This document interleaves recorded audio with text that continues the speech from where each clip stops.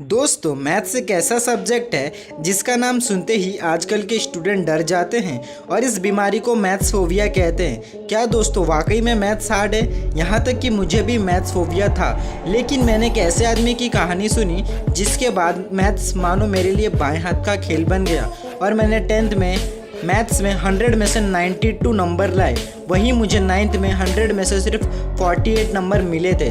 दोस्तों, अगर आपको भी मैथ्स फोबिया है तो इस वीडियो को अंत तक जरूर देखें। इसके बाद आप भी मैथ्स के जादूगर बन जाओगे। तो चलिए दोस्तों, कहानी की शुरुआत करते हैं। दोस्तों, यह कहानी है भारत के महान मैथमेटिशियन श्रीनिवास रामानुजन की।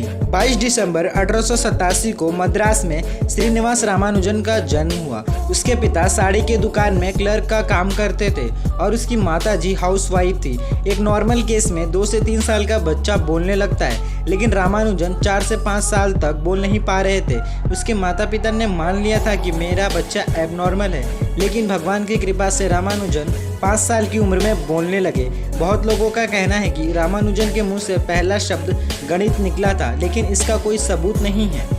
रामानुजन बचपन से ही बहुत क्यूरियस थे।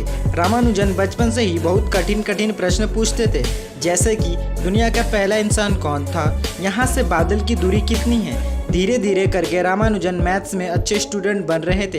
एक बार मैथ्स की टीचर बता रही थी कि अगर हम किसी भी नंबर को सेम नंबर से डिवाइड करेंगे तो आंसर हमें 1 मिलेगा।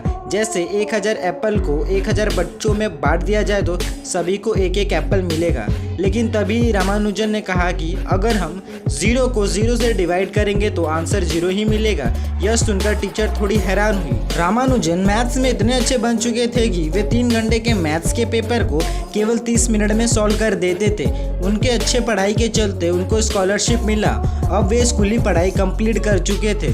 कॉलेज में रामानुजन मैथ्स को छोड़कर बाकी सभी सब्जेक्ट में फेल हो रहे थे। यह देखकर उनकी स्कॉलरशिप छीन ली गई। अब उनको कोई भी कॉलेज में एडमिशन नहीं मिल रहा था।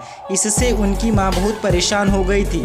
फिर उन्होंने सोचा कि मैं इसकी शादी करा देती हूँ, जिसके बाद रामानुजन जिम्मेदारियों को समझेगा और कुछ काम करेगा। जिसके बाद रामानुजन की शादी 10 वर्षीय जानकी से करवा दी गई। अब रामानुजन अपना घर चलाने के लिए एक जॉब की तलाश में थे, लेकिन उनको कोई भी जॉब नहीं दे रहा था।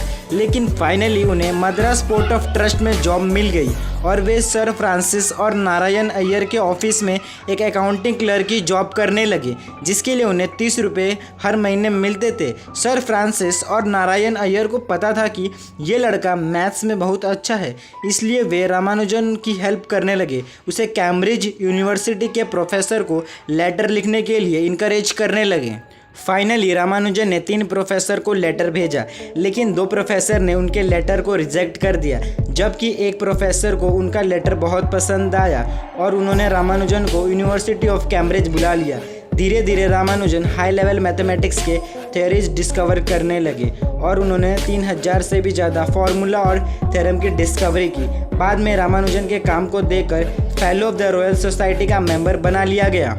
जब वे महज 30 साल के थे तो उन्हें ट्यूबरक्लोसिस हो गया, जिसके बाद वे काफ़ी बीमार रहने लगे और वे 26 अप्रैल 1920 को महज 32 साल की उम्र में दुनिया को छोड़ के चले गए। कहानी तो खत्म होती है, लेकिन आप कहोगे कि मैं अपना मैथ्स फोबिया कैसे खत्म करूं?